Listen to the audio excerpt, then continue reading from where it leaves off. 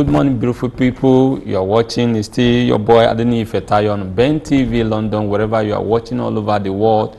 And I'm sure I have a personality in the house, someone who have conquered in the business world, a citizen of the world, you know, who know his onion, a key investor in Africa and also in Nigeria, of course, is the son of the soil, who is also a recipient of a national award. I'm talking of no other person than Dr. Olatunde Ayeni, CON.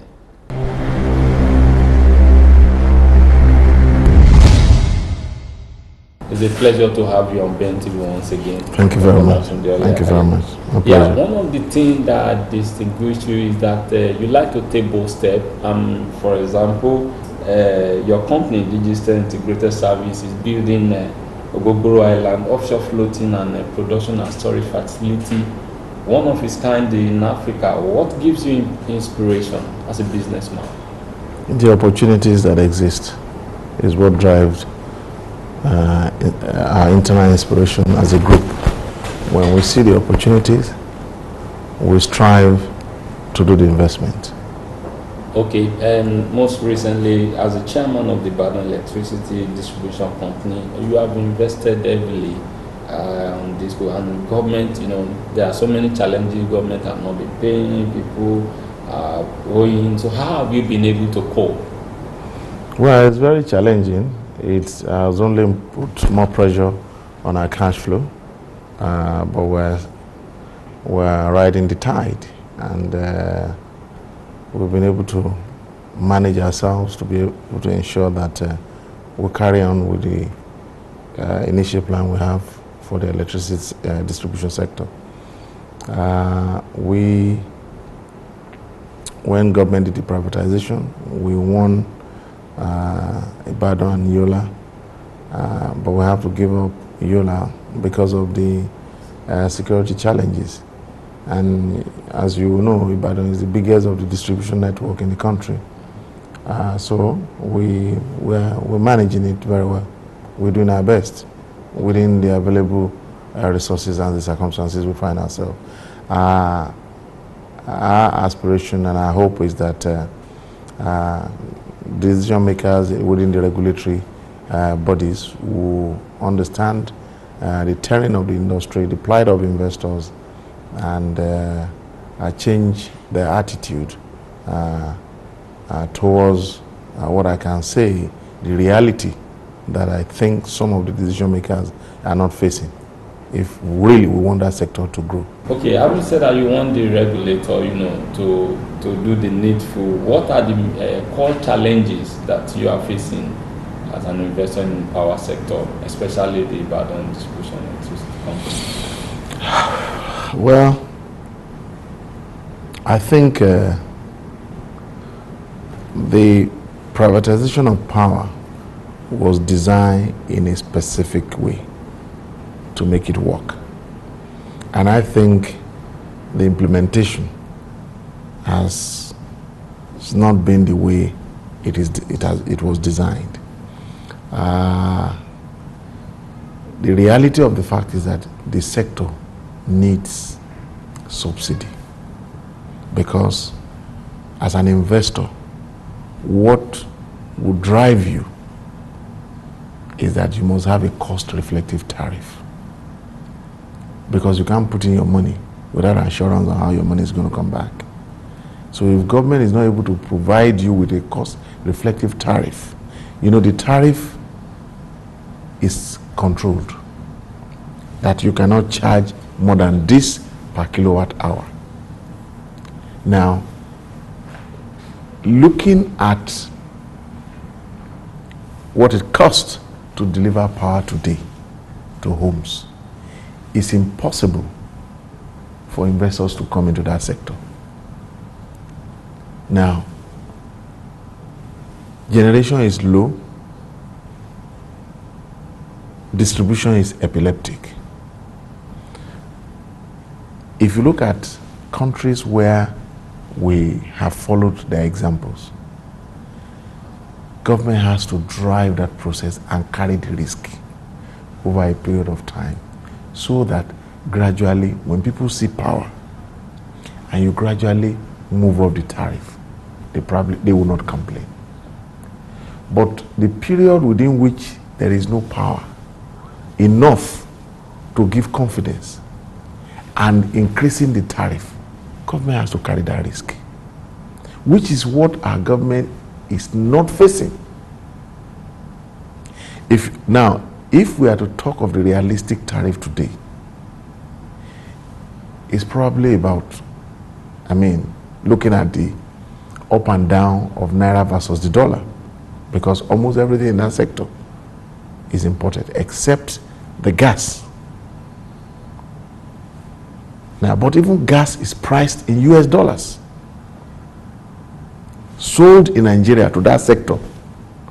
So, if you look at that, it's probably about, to deliver power to Ibadan will be about maybe around 120 Naira per kilowatt hour. But today, it's less than 25 Naira per kilowatt hour. Now, if you want to give the realistic cost-reflective tariff, customers cannot pay. There will be riot everywhere. So government must come in between we, the investors, and the public good government wants to provide, and provide our subsidy over a period within which tariff can be sculpted up. That is what I expect the regulators to see. I remember a good friend of mine, Dr. Owen, who was the then chairman of NEC, the Nigeria Electric Regulatory Commission, during the period of former president, late President Yar'Adua. I remember one of the papers he and I were having a discussion, and he was referencing to me some of the papers he delivered and wrote to the then president and defended it about what government needs to provide. This should be around maybe close to about 7-8 years ago now. The subsidy he proposed then was about 700 billion over a period of a certain number of years. And the president requested that should be brought, a memo to that effect should be brought to the Executive Council. The first part of the money was said to have been released, but that was the beginning of the fight to remove him from that office. So he was eventually removed. That money didn't go into the sector. We didn't know what happened to the money. And since then, no real depth has been done to look at how can this sector survive. And this is the reason why, when the bidding process took place, as best as it was described, no foreign investors came, because they have not seen where they can recoup their money. It is only we Nigerians who took the risk and took the bull by the horn, believing that the reality will be done on our leaders. But up to today, I can tell you what the cry is, that DISCOs should provide money they are not getting from electricity consumers. I have always said that this transaction was done taking into cognizance the fact that it is not 100% equity acquisition. Government, in its own wisdom, designed this transaction 30% equity, 70% debt.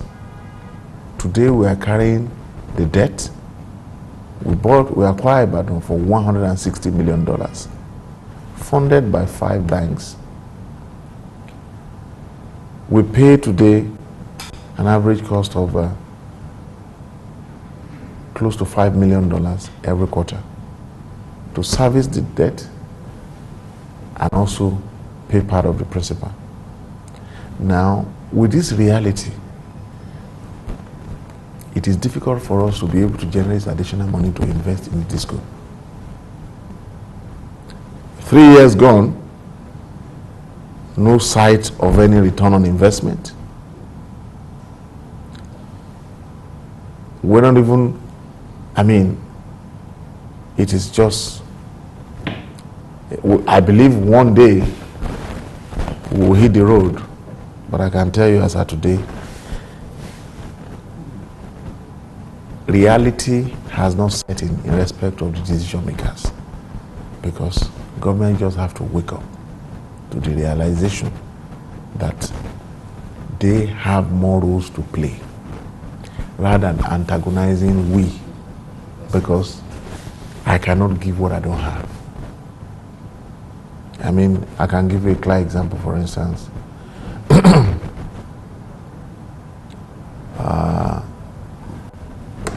By the figures that I get, some months, the costs were advised, the invoice we advised from MBET is higher than even the money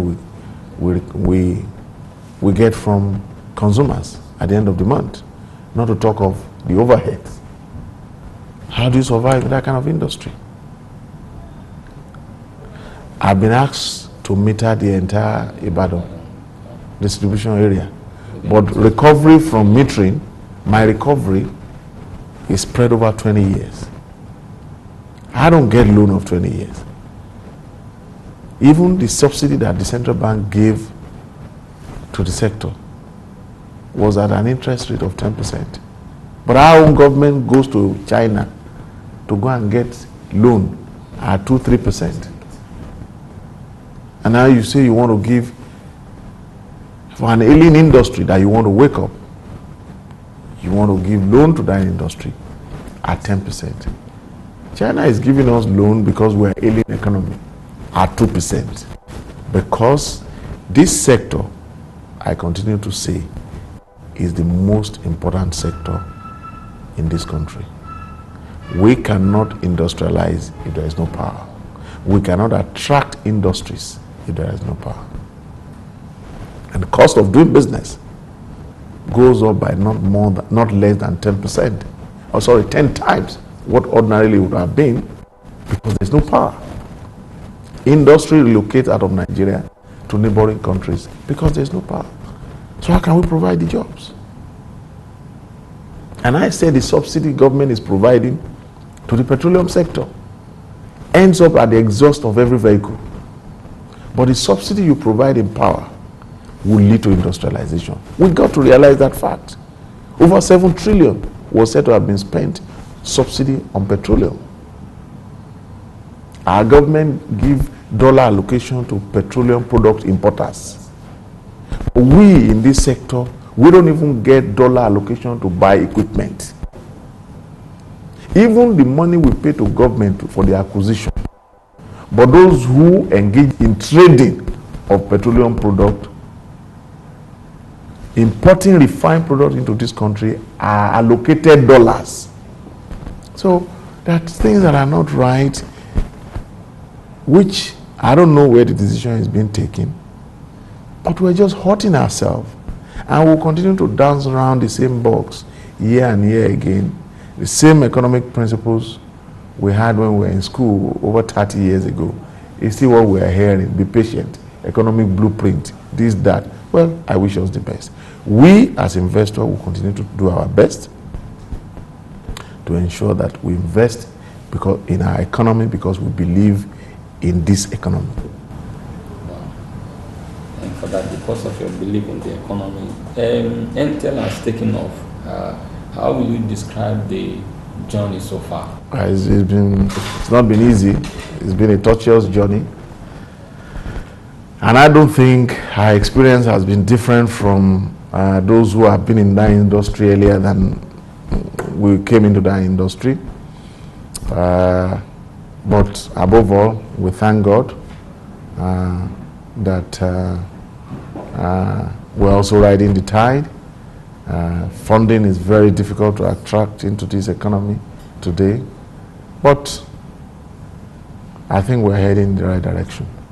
All right. The name Olatunde, Dr. Olatunde Ayeni, rings bell over a decade, and they said that to be at the top is even much more easier than staying at the top, remain at the top. I mean, what has been your driving force, your staying power that has kept you at the top despite the means that have been thrown at you? Almighty God has kept me afloat. Thank God I have a praying wife, and I'm somebody who believes in God. Getting to where I am, with all the challenges in our environment of envy and jealousy and lies, I thank God that I'm alive and we're doing well. It's not easy, but we give glory to God Almighty for His mercies. All right. Recently, you said in one of your interviews that I read, you said there's what they call temporary breakthrough, and a break can make a man fizzle out of business. Can you throw more light on this for those entrepreneurs who are watching all over the world right now? Temporary breakthrough. And a man has agreed that maybe because he just made a temporary breakthrough and he doesn't well, I mean, you know what the word greed represents. And greed is not good for any living soul. Just take a classic example of a mosquito who is greedy, biting you, but because he was enjoying the sucking and refused to fly in good time, will meet his Waterloo. That is the simple way I can explain it. So when you are greedy, there is always a devastating consequences. So both in terms of investment, both in terms of profit making, profiteering, I mean, we must show some element of human face. And there are times when you're lucky and you can hit a jackpot, invest it well. All right, sir. One of your companies, they provide security service in the maritime industry. What exactly do you do in that sector? I know you provide service for what we do in that sector is the tool of our trade. So I may not be able to, especially when you talk in terms of security. It's not something you come on the camera and then start giving details. But what I can just tell you is that we work effectively well with the Nigerian Navy, who have been a great partner in the last 10 years. We've provided within our competencies and capacity, we've been able to support the Navy to be able to perform their constitutional responsibilities more effectively to the satisfaction of the Nigerian people. Okay. And recently in one gathering, I think you were there, the Minister of Finance, Mrs. Kemi Adeosun, was saying that they will soon increase the tax on the luxury item that is coming after the billionaires, the trillionaires, and people like you, to get more funds for the federal government. What is your take and your advice for the government to get Nigeria out of this? Well, I don't know if it is she's referring to people like me, because I don't see myself in that club. I'm a salary earner within the group. I've always told those whom we work together that they are my colleagues. They're not working for me. We're working for ourselves. At the end of the month, all of us look towards the company to feed all of us, including myself. So the company belongs to all of us. Within the group, we effectively have over 25,000 people that we all work together as members of the same group in different sectors of the Nigerian economy. Well, my advice, I think maybe that is not the right language to say that. That I don't agree with that statement that Nigeria billionaires and trillionaires will hear from me soon. Yes. It looks threatening to me. I believe in tax payment, and we should pay an appropriate tax to be able to fund our government, and so that what we need from government can be provided. But as much as we also need a good tax regime, we also want, the people also like to see what the government is doing with the tax regime. When you hear every day of this corruptive information that is being published in the paper, how people in public office buying vehicles at exorbitant prices, and how money are being mismanaged, and how contracts are being awarded, which has no bearing to how much is being awarded at in other countries. Sometimes you start to wonder, or maybe how some of our chief executives handle local government accounts. Today, you can't even see anything that local governments are doing. They can't even clear mere roads, not to talk of tarring the roads. In my community, as giving back to the system, we have to provide a community-based electricity. We have to provide a borehole system, have to provide roads, have to build market, have to build schools. So at the end of the day, you tend to wonder, what is government doing?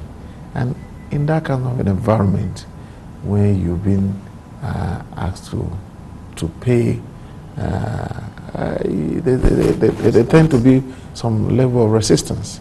So we shouldn't put the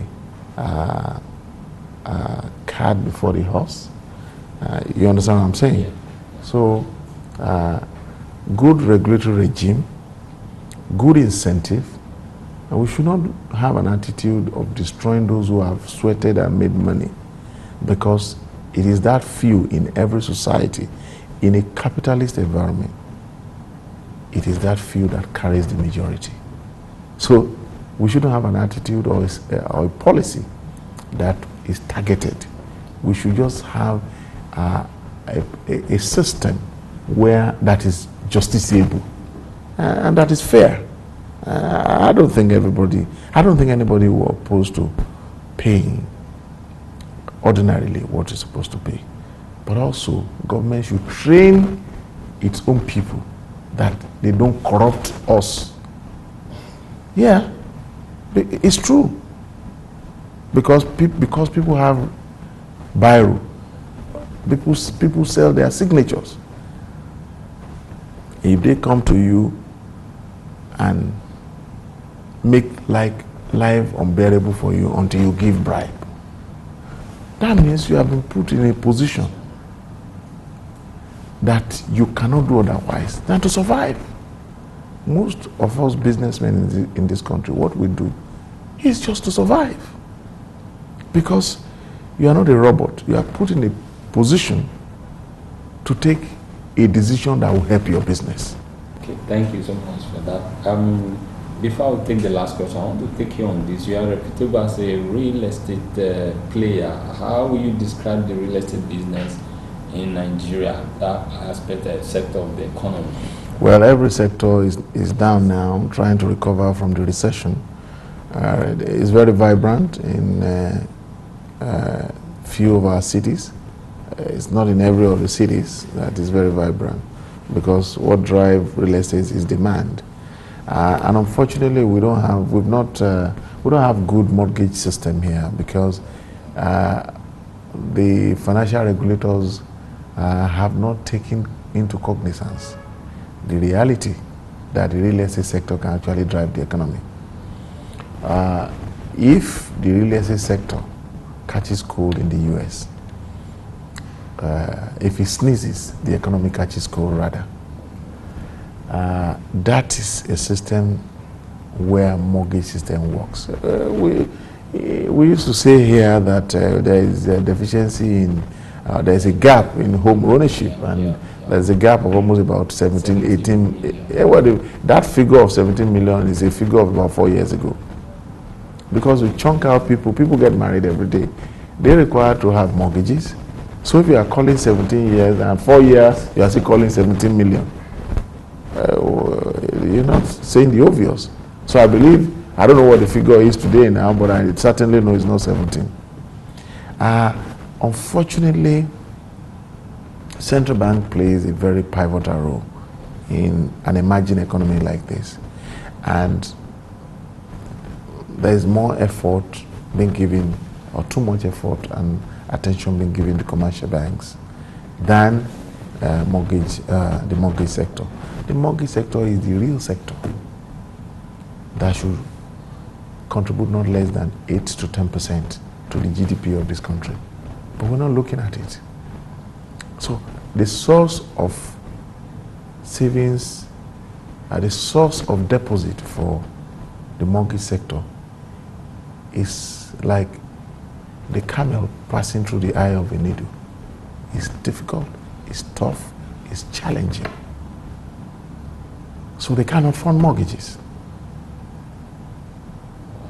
That is the problem. And that is why it is difficult for construction of houses to be able to provide mortgages. So it's a sector that has to be looked into. And I keep saying it, that if you have 10 children, any one of them will do your bidding. But some will not do your bidding if it's unreasonable. And if your desire is to grow the economy, there is none of your children that you put in positions that will still not do your bidding. The only thing is that when you put the one you believe has more competency and integrity, you also be cautious of the kind of demand you make of him. And that is one of our basic problems in this country. I don't want a yes person in my system.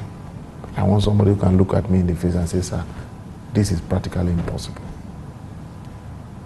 It makes me think twice. I want to grow my profit. If I want to grow my profit, I don't want to put somebody who everything I say, if everything I say is what you do, then I don't need you.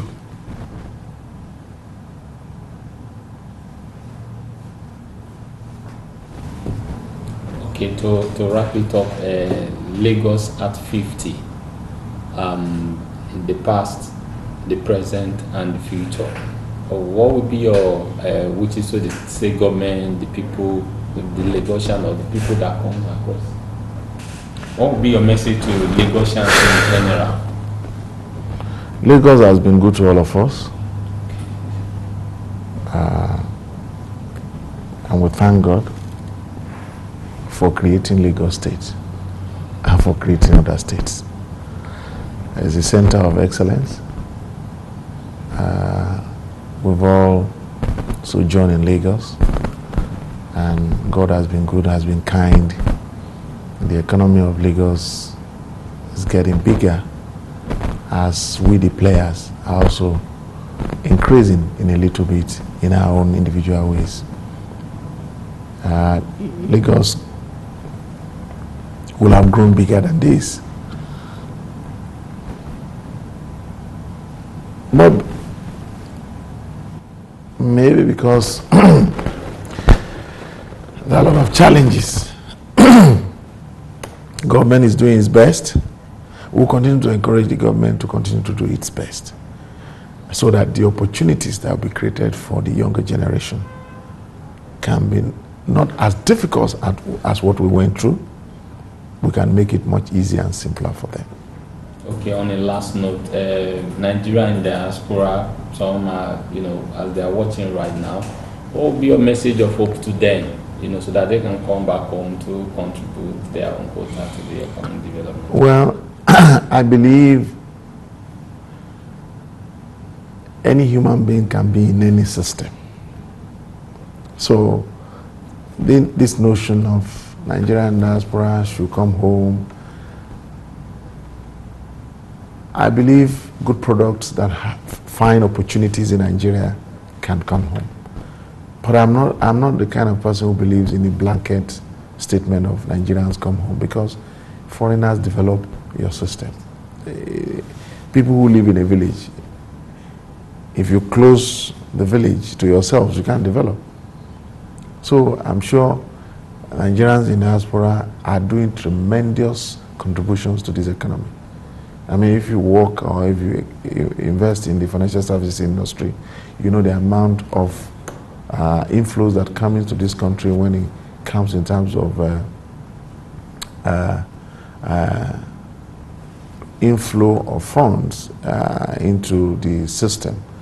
People who send money to their parents, people who send money as a deposit in banks, and people who do one project or the other. It is a good source of income for the system. By the last figure that I had, in a particular year, the fund repatriated into this country was close to almost 25 billion in a single year. So it's not an economy that we can overlook. So I encourage the Nigerians in diaspora who are there and who are working tirelessly to keep their families together and to still remember to send money into this economy. They are worthy ambassadors of Nigeria. As time goes on, some of them may find opportunities that open up for them in Nigeria. I encourage them to take up such opportunities because they will have gone out there and acquired the experience that we don't have here. And I've been part of, I brought few Nigerians back that will provide that opportunity within our system and outside our system. And we'll continue to do that as such opportunities open. I encourage them to continue and do their best and behave well as good ambassadors of Nigeria anywhere there. Okay, all right, lastly, sorry. Having sit on the board of several blue chip companies in Nigeria and abroad, so how do you balance the equation as a husband, as a father, as a business magnate, and as a socialite? Because the name Tunde Ayeni there. Well, how do you balance your body to ensure that you don't take too much sugar, you don't take too much salt, you don't take too much fruit, you don't take too much fufu? It's the same way you have to balance your lifestyle. Time for the family is time for the family. Time for business is time for business. Time for board is time for board. It is just, it's a way of life that you have to balance and let every part that needs you get a fair share of what they deserve. Wow, that's fantastic. Thank you so much for Thank you very much. My pleasure. Thank you very much. Wow. It has been an interesting ride, you know, so many revelations. Yes, we have talked about the power, the energy sector, we have talked about the housing sector and the role the government should play. They should be sincere.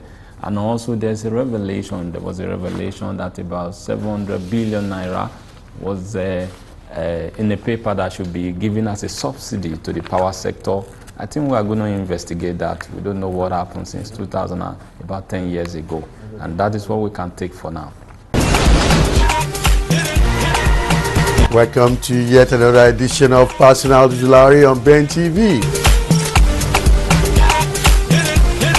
And what we don't do is just to say that it's high time. You know, we as Nigerians, we can pass the buck as much as we want, blame somebody else. And the sooner we realize that, the better for us. There is an objective problem because Nigeria, thanks to the dollars who have governed for a long time. What about those who manages the airline? Are we training them? The answer is no. We established the concept of governance, of good governance, and just created a new society. And that's the evidence you see. Nigeria is the first producer of cocoa in the entire world. Interestingly, Ondo State produces about 30% of Nigeria's output in terms of cocoa.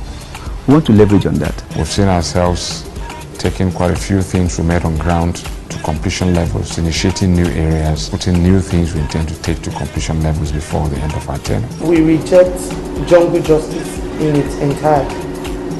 There is no place for it under the law, and whosoever participate or allowed jungle justice to be done around him will face the wrath of the law. What brought you into politics and what are you doing presently in politics? Well, I came into politics because I looked at the whole scenario and I found out that majority of the people are running away from politics. All of those people responsible for pardoning the ministries, it will be difficult now for this group of people to feel that they'll be safe even if they pardon. My brother, if you see the obscene amount of money that these governors are taking as security vote, you will weep for this nation. That's another way of stealing Nigeria's wealth. If we have so much religious institution, we have so much churches, we have so much mosque, who are the people going to all of these establishments? They are human beings. They are people that are working in the different parastatals that we are crying about. So that means the messages they are hearing in the churches and the mosque, they are not impacting their lives. There's something is wrong with the system. I therefore pray for every woman watching right now for grace for you to rise up and be the best you can be for God, so you can be an influence in your community. Prophecy is not to create panic or tension, but is to warn you against impediment due ahead of you. Nigeria does not have a constitution. The constitution we have in this country is totally flawed. They should go and treat Zaraki first before they start accusing any other person in the house. He should be jailed, not even sacked. Today, Barrister Bani, you've been very consistent in matters of public policy, and of course, we appreciate you for coming on our program today. Interesting program. Hope you enjoyed it like I enjoyed as well. Keep watching Personalities with Larry. Yeah, good morning, beautiful people, wherever you are watching. You know, in the whole of Europe, this is your boy Adeni Fetayo, still on Personality with Larry, and we are in the entertainment segment. And I have one of the biggest thing to happen in Africa here with me. He's an artist, and we've been doing a great job in faraway Uganda. Yeah. And as you, it goes by the name, though his real name is Kehaza Roland Raymond, you know. Yeah. And they go by the stage name, but by the time I tell you the name, it's going to thrill you. Anyway, they call him Big Thrill, meaning born into greatness, to rise into legend. Yeah. Nice to meet you, bro. Pleasure's on mine, man. Pleasure's on mine, bro. Okay, wow. How do you come about the name? Big Thrill. The name was, you know, when I was still in high school, I used to write a lot of rhymes, and I used to do a lot of poetry. So there was this line, someone I was writing about, just someone who was born in greatness to rise into a legend. And I liked that line, and I was like, how can I just abbreviate this line? And then I came up with Big Thrill, and I named myself that. Wow, fantastic. That's a great one. Thank you. Okay, why do you choose music as a career? Because it just called out to me. I got very, very good grades and everything. But then after, I was done, I just told my mom, I want to do music. Wow. And then she was like, she wasn't surprised, because she told me when she met my dad, he was a DJ, right? So way back when they were young, way back before my dad started, working and whatnot, he was a DJ. So she was like, it's okay, I'll support you, in your decision, and she's been supporting me ever since. Oh, ever since. So professionally, when did you start music as a career? You can say 2011. 2011, yeah, so it's back about in Uganda. 6-7 years. So how has it been? How has the journey so far? Well, the journey has been dope, but of course, just like any other journey, you have your ups and you have your downs. But there's nothing I would take back, because all of it has taught me something, and it hasn't been easy. But then in life, nothing is easy, right? Yeah. So yeah, man. But the journey has been great. I'm in Nigeria right now, being interviewed, so I would say I'm doing pretty good. Wow. Yeah. Okay, let's go. You are signed on to Striker Entertainment. Yeah. One of the biggest entertainment platforms even in Nigeria, and even in Africa, not in Nigeria, because it has gone beyond the border of Nigeria. Yeah. How has it been relationships in the one you are signed on to this record label? Well, a lot of record labels out there just sort of exploit artists and do bad things to artists. But contrary to popular belief, Strike Entertainment has done a lot for me. I'm out here in Nigeria now being interviewed courtesy of Strike Entertainment. I've released 3 songs courtesy of the label, and I'm working on my album under the label. So I'm going to be working on a couple of projects under the label. So far so good. The relationship is good. I think I have the best boss in the world. He knows when to joke with you. He knows when to tell you how to, be serious. He knows when to motivate you. So all is well, yeah. Okay, talking about all is well. Far away in Uganda, there, I've been told that you have a couple of songs, hit track. Yeah. Okay, can you tell us one or two about it? Yeah. I had a track called Pretty Girls, came out in was a smash hit in my country. One called Batulira, then another one called Sumo, then Push Harder. It's been basically, you know, I've been working in my country and I've been releasing very good music, and people have been loving the music. So you know, when Strike Entertainment came up to sign me, I just saw it as an opportunity for me to just, you know, widen my wings and broaden my. Yeah, so that's what I'm trying to do right now. Okay, let's talk about this particular music, this particular song of yours, Batulela. Yeah. They can hear us. Yeah. What message are you trying to pass across that you feel that they weren't listening? Yeah, you know, the fact that, you know, I do most of my music in English, and, you know, I'm comfortable rapping in the English language. Some people will say, you know what, you'll never make it in Africa, you know, because you're not speaking the local African language and whatnot. And some people used to say, we will never make it. Some people were like, you know, your music will never cut across. So this song was me just sort of reminding myself and reminding these people that you said you would never make it. And now everywhere you go, our music is playing. So Baturi, that means now they hear us. Now they can hear us. And that's what the song basically means. Okay, can you give us one or two lines from it? Just freestyle. Okay.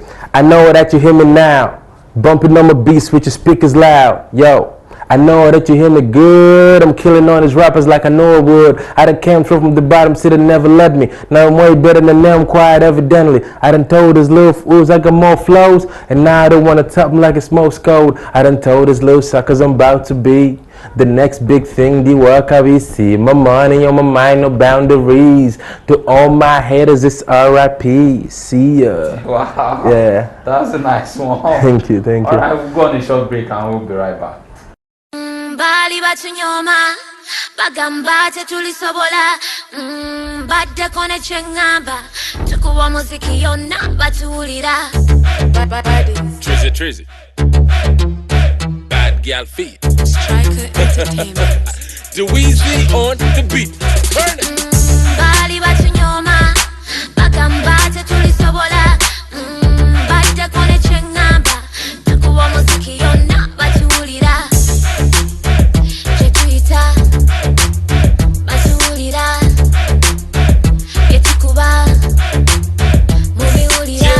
I know that you hear me now, bumping on my bitch with the speakers loud. I know that you hear me good.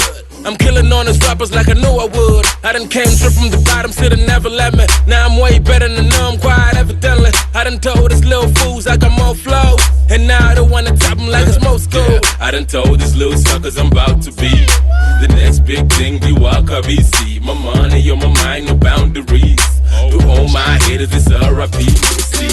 Bali batunyoma bagamba tetulisobola badde kone chengamba tukuwa muziki yonna batulira. You're welcome back once again. It's still your show of Personality with Larry, entertainment segment. I'm still with Big Tree, born into greatness and to rise into legend. Yeah. Yeah, you're welcome back once again. Thank you, man. Thank you. Glad I'm here. Okay, let's take it. One of your singles, Sumo Me. Yeah. Meaning, you know, be closer to me. Yeah. How do you get that? But I know you don't speak. It's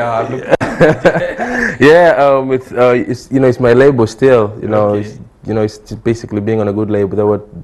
That's what comes with being on a good label. We had somebody out here in Nigeria, you know, do a beat and do a chorus to a song, and then, you know, it was sent over to Uganda, and the song was called Sumo, the chorus. And then, you know, I just basically put in my verses, and then, you know, send back the song for mastering. Then we did a video for the song with UJ. Actually, he's an artist here. He you know, has the vocals right. Wow. And, you know, the song came out, and the song is dope. Yeah, the song is dope. It's basically trying to bridge the gap, you know, because Africa is one. No matter if you're from Nigeria or Uganda or you're from Tanzania or South Africa, you know, we are one at the end of the day. So we listen to Nigerian music and we don't even know what they're talking about, you know, because it's music. Yeah, you know, it's just music. So, you know, like I didn't know what Sumo meant until, you know, I was told, but it just sounded good to my ears. So, you know, I just decided to do the song. Yeah. Okay, right now, Striker Entertainment brought into Nigeria just to increase your mileage. So, what are you doing in Nigeria now? Is there any project you are doing at the moment?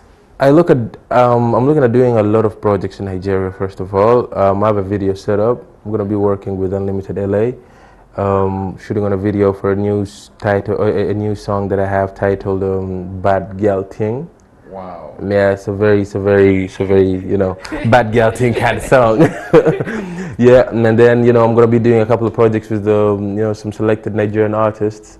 I don't want to mention them because I will be jinxing and spoiling some of the surprises. But I'm going to be working with a lot of Nigerian artists and doing a couple of videos from here because I believe right now Nigeria is the entertainment center of Africa, and this is where everybody needs to be at if you are looking at having an impact on the African music industry. Yeah.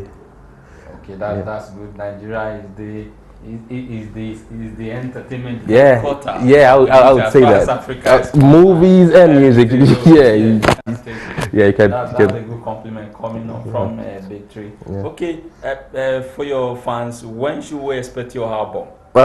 Later on this year. Okay. According to me and according to my label, of course. When it gives me a date, I'll release it. Okay. But I'm working on the album. It's almost done. Got a couple of projects there already, and it's gonna be out this later on this year, hopefully. Just keep supporting the music. Go look up Big Trill. Follow me on social media, BIGTRIL, and let's keep the movement moving. Okay, yeah. Let's keep it moving. Okay. Yeah. On a last note, what would be your message to your fans out there, all over Africa, even in Europe, as they are watching on Ben TV London right now? To everybody in Africa and to everybody in Europe, man, it's all the same. And just keep, working hard and, just keep supporting the African musicians, like you've supported us always, and just keep supporting us even more. Because I believe with your support, we can even go farther. We can transcend boundaries. We can make Africa the entertainment center of the world. Wow. Because I believe we Africans, we are just music itself. When you look at an African, we know how to dance. We have the groove. So, I pray and I beg the fans that, just keep supporting us like you've always been doing. And we're going to take it far, man. We're going to take it far. We're going to transcend all the boundaries, and we're going to break through. No, all right. We're going to break through, and you can take that from Big Tree. Yeah. Even by the name. Okay. I think that's where we're going to wrap it up for today, and it's the Personality with Larry, the entertainment segment. I've been having a chat with Kaiser Roland Raymond, going by the name Big Tree, born into legend and rising to born into greatness to rise into a legend. Yeah. All right, thank you for that. So it's been a wonderful time, and I will say to you, Owe Baleyo. Are you trying to say over there? Okay, how did you say that? How did you say that here? You told me that, but it's one word though. Okay, Eshe. Yeah, so you say Owe Baleyo. Yeah, that's it. Thank you so much. Thank you so much, bro. All right, good to see you. Pleasure's all mine.